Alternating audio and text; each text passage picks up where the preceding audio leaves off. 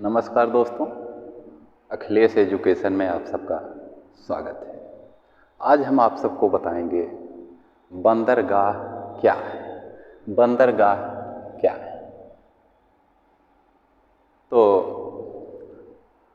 भारत में 13 बड़े बंदरगाह हैं।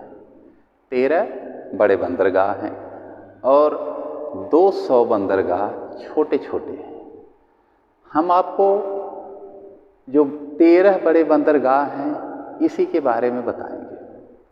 तो सबसे पहले हम बंदरगाह के बारे में जानते हैं कि बंदरगाह किसे कहते हैं। बंदरगाह वह जगह है जहाँ सागर के तट के किनारे जहाज को पार्क किया जाता है या जहाज को खड़ा किया जाता है, जहाँ से पानी के जहाज चलते हैं।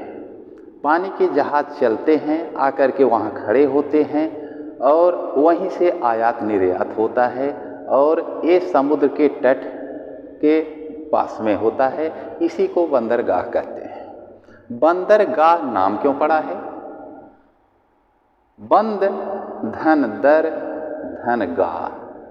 बंदरगाह, गाह का अर्थ होता है स्थान या ठिकाना और बंदरगाह का अर्थ होता है 3 ओर से घिरा हो, यानी कि बंगाल की खाड़ी जैसा होता है वैसे ही 3 ओर से सागर से घिरा हो, उसे बंदरगाह कहते हैं। तो आज हम आप सबको बंदरगाह के बारे में बता रहे हैं।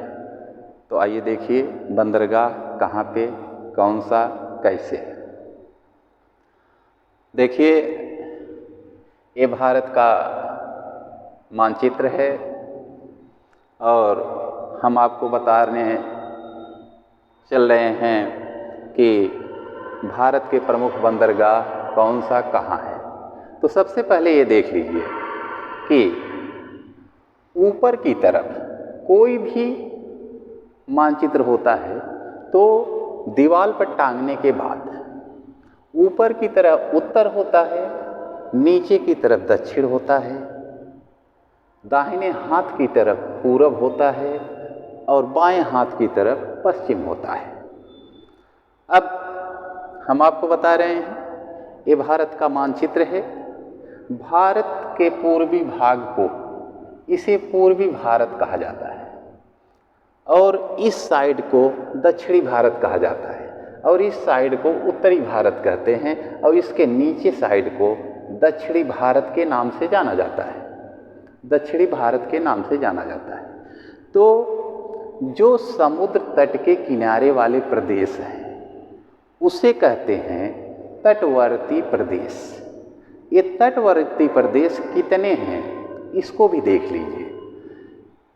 ये बंगाल की खाड़ी है, ये बंगाल की खाड़ी है, बंगाल की खाड़ी है, बंगाल की खाड़ी नहीं, पश्चिमी बंगाल, ये पश्चिमी बंगाल है। बंगाल की खाड़ी तो यहाँ पर है, यहाँ पे ये पश्चिमी बंगाल है। फिर इसके बगल में ये आपका उड़ीसा है, उड़ीसा के बगल में आंध्र प्रदेश है, आंध्र प्रदेश के बगल में ये आपका तमिलनाडु है और इसको पश्चिमी बंगाल से लेकर के तमिलनाडु के यहाँ तक, कन्याकुमारी तक, पश्चिमी बंगाल से कन्याकुमारी तक कितने प्रदेश आते हैं? पश्चिम बंगाल, उड़ीसा, आंध्र प्रदेश, तमिलनाडु, ये इतने प्रदेश आते हैं और इसको कहते हैं पूर्वी तट, क्योंकि ये महासागर के तट पर स्थित हैं, इसीलिए इसे पूर्वी तट कहा जाता है। ये हो गया आपका पूर्वी तट।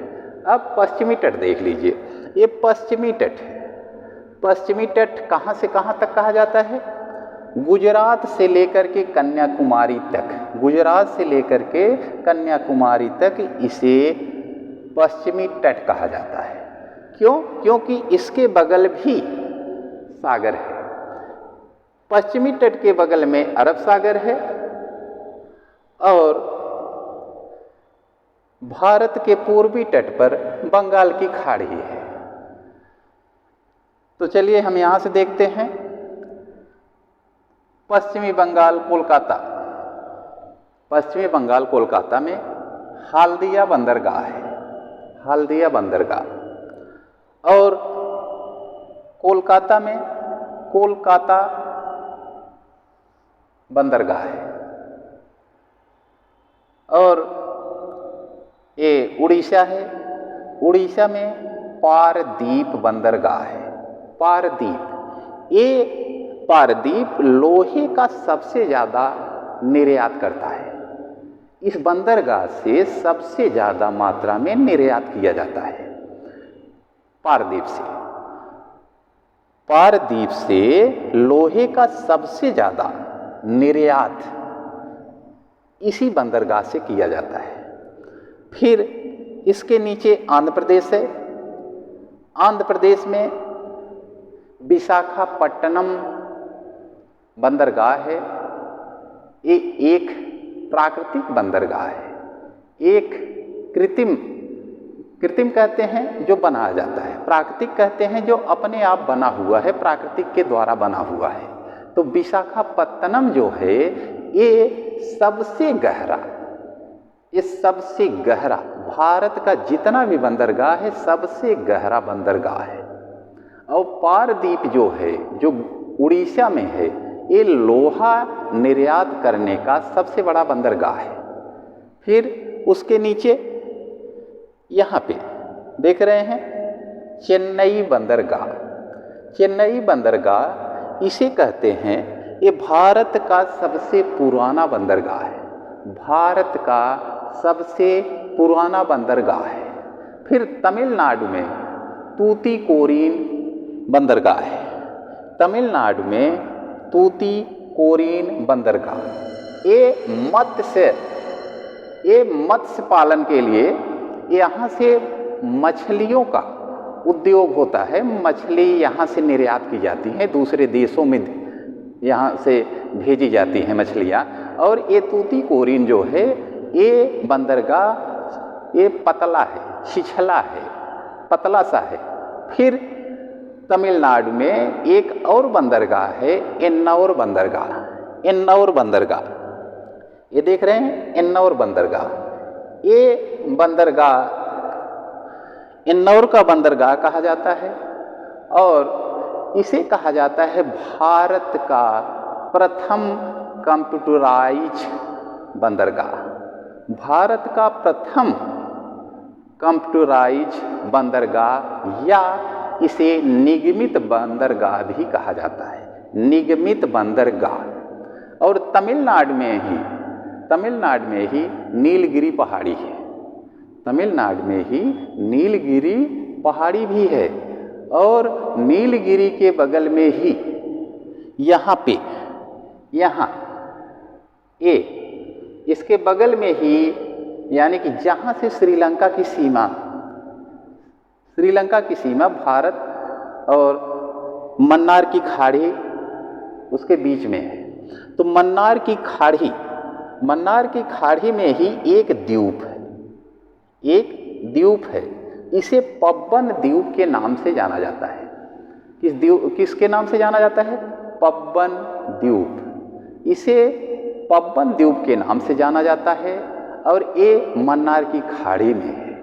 पब्बन द्वीप को रामेश्वरम द्वीप भी कहा जाता है, रामेश्वरम द्वीप भी कहा जाता है। यानी कि कभी जब रामायण युग का काल था उस समय कहा जाता है कि इसी मन्नार की खाड़ी में ही, यानी कि रामेश्वर द्वीप पर ही भगवान श्री रामचंद्र ने इसी के ऊपर पुल बनाया था, इसीलिए इसका नाम रामेश्वर द्वीप है। अब यहीं पर इस प्रकार से तमिलनाडु और कर्नाटक में ही एक पहाड़ी है जिसे हम कहते हैं इलायची पहाड़ी। ये इलायची पहाड़ी हमारे भारत देश में मानसून को परिवर्तित करता है। इसी के कारण हमारे यहाँ बारिश होती है। इसको हम दूसरे वीडियो में बताएंगे कि ये कैसे मानसून बनाता है इलायची पर्वत। इलायची पहाड़ी जो है ये मानसून को 2 भागों में बांट देता है। तो हम आपको बता रहे थे ये पूर्वी तट पे 6 बंदरगाह पाए जाते हैं। पूर्वी तट पे 6 बंदरगाह पाए जाते हैं और एक बंदरगाह अंडमान निकोबार द्वीप समूह है। ये अंडमान निकोबार द्वीप समूह है, ये भारत का सबसे बड़ा केंद्र शासित प्रदेश है। भारत का सबसे बड़ा केंद्र शासित प्रदेश है और इस प्रदेश में एक बंदरगाह है जिसे हम पोर्ट ब्लेयर के नाम से जानते हैं। पोर्ट ब्लेयर के नाम से जानते हैं। और यहाँ हमारे भारत देश में इसी द्वीप पर बैरन ज्वालामुखी भी, यानी कि जो सक्रिय ज्वालामुखी है बैरन आपके भारत देश में है, उसे बैरन सक्रिय ज्वालामुखी कहा जाता है। और अंडमान निकोबार में ही नारकोंडा सुषुप्त ज्वालामुखी भी इसी पे पाया जाता है। तो हमारे भारत देश में अंडमान निकोबार में 2 ज्वालामुखी पाया जाता है। एक है बैरन सक्रिय ज्वालामुखी और दूसरा है नारकोंडा सुषुप्त ज्वालामुखी। अंडमान निकोबार ये 2 नाम हैं, अंडमान और निकोबार। अंडमान में 274 छोटे छोटे द्वीप हैं और निकोबार में 19 द्वीप हैं। तो ये हम आपको बता रहे थे भारत के पूर्वी तट के बारे में कि भारत के पूर्वी तट में कौन कौन सा बंदरगाह है। अब आइए हम आपको बताते हैं भारत के पश्चिमी तट पर कौन कौन सा बंदरगाह है। ये गुजरात से लेकर के कन्याकुमारी तक इसको पश्चिमी तट के नाम से जानते हैं। पश्चिमी तट, यहाँ पे गुजरात में एक कांडला बंदरगाह है। कांडला बंदरगाह, इस कांडला बंदरगाह को आज के समय में पंडित दीनदयाल बंदरगाह के नाम से भी जाना जाता है। पंडित दीनदयाल बंदरगाह के नाम से जाना जाता है और पंडित दीनदयाल